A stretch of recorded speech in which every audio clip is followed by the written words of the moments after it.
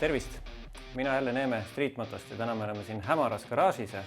Mitte, et me teeks hämaraid tegusid, aga me vaatame, millist garaažikeemiat võiks ühel mootorratturil olla siis mootorratta läheduses. Kuidas neist igaühte kasutada, sellest me teeme sellised eraldi kiired kähkukad. Praegu vaatame, mis võiks siis olemas olla. Riiul on meil suur ja lai, lisaks on veel nurga taga mingisugust keemiat, aga siia riiulisse me oleme kogunud siis need asjad, mida läheb igapäevaselt tarvis mototöökojas ja mototöökoda võiks siis võrduda tegelikult oluliselt väiksemas mahus kodugaraažiga. Silikonmääre, kus kasutada? Kummidetailid. Selleks, et kummidetailid ei praguneks, näiteks kui teil on ATV, siis veovõllid kindlasti tuleks silikooniga kokku teha. Mootorratta enda juures tõepoolest ta annab kummile sellise pehmuse, ka meeldiva läike, aga kindlasti ärge jumala eest silikooniga tehke kokku sadulat. Vastasel juhul olete esimeses kurvis sealt mootorratta pealt läinud lihtsalt. Siis on üks kõige rohkem kasutatav määre, PTFE ehk siis teflon määrdeõli. See on selliste omadustega, mis on nii-öelda ise ronil.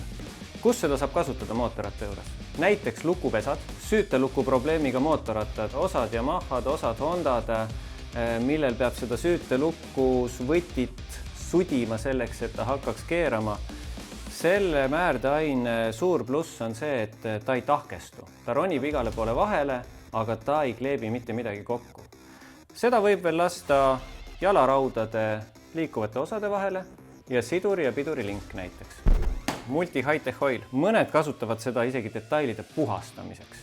Mina teda puhastamiseks otseselt ei kasutaks, küll aga ta on niiskust tõrjuv peenmäärdeaine, mida võiks kasutada pistikutes, kui on oksüdeerumisohta. Kui sa elad mere lähedal, muidu niiskes piirkonnas või tsikkel seisab palju õues, siis kipuvad pistikud ära oksüdeeruma. Pistik lahti, väike vuss sinna sisse, pistik kinni ja see hoiab selle eemal niiskusest.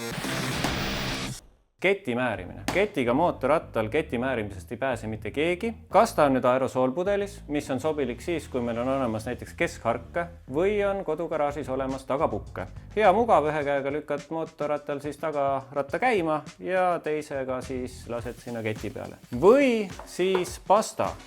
Pastaga on see eelis, et pastaga keti määrides ei pea tagaratast ringi keerutama, vaid me laseme pastat ühe sellise umbes 20 cm triibuna ja kõik.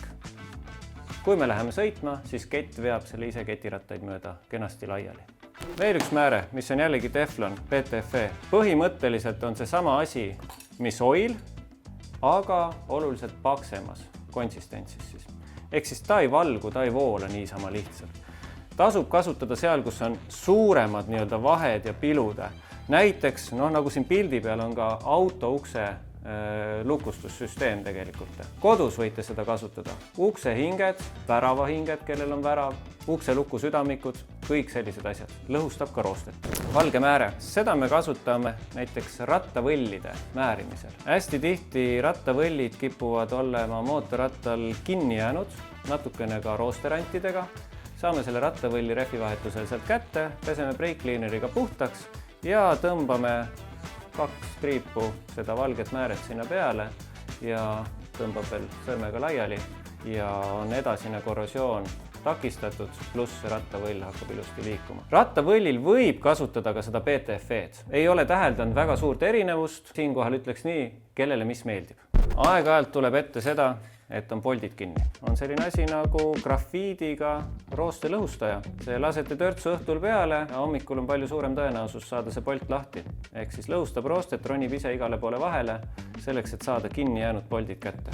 Kui on mingitel poltidel omadus kinni jääda, on teatud materjalid, näiteks roostevaba polt alumiiniumi sees, kus tekib lihtsalt keemiline reaktsioone ja tänu sellele poldid jäävad kinni, mis tõttu on oht, et järgmisel väljakeeramisel polt läheb pooleks. Selliste asjade vahel tasub kasutada väike törts keraamilist määret. Meil on ta muidugi siin riiulis rohkem selle tõttu, et me teeme ka autode rehvitöid aeg-ajalt ja autorattapoltidele siis paneme iga kord seda keraamilist määret.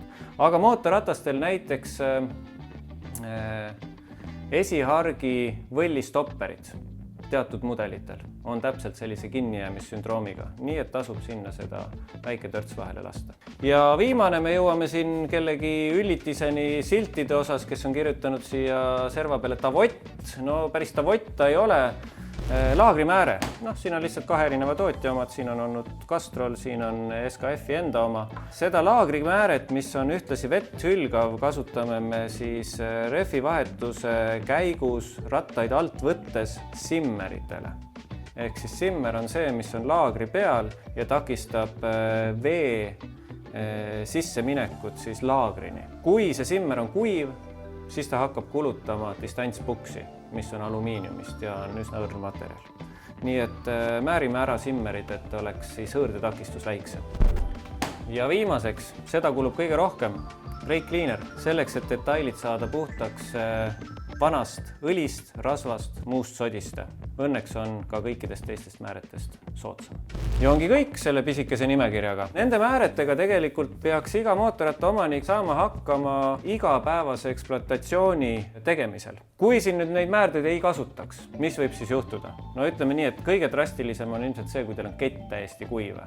Hakkavad rullikud kõlisema, toimub kuumenemine, ka tehases sisse pandud määre põhimõtteliselt keeb sealt lõpuks välja. Olen näinud ka ketti, kus on põhimõtteliselt metallipuru juba taga keti ja ketirataste vahel. Ülejäänud määrded, nagu räägitud sai, igal ühel on erinev sihtkoht mootorratta juures, aga üldine ühine nimetaja on siis see, et kui ei kasutata mingeid määrdeid kuskil, siis hakkavad mingid asjad kinni kiiluma. Kõige tüüpilisem asi, mis hooldusse tulles on kohe alati tunda ja näha, kui ratas on hooldamata ja määrimata, on see õnnetu küljejalg.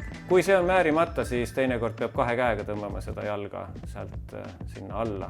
Kui see on ilusti määritud, siis käib ta plõksti ja läheb ka lõpuni tagasi. Nii palju siis sissejuhatuseks kodugaraaži keemia valdkonnas. Mina tänan!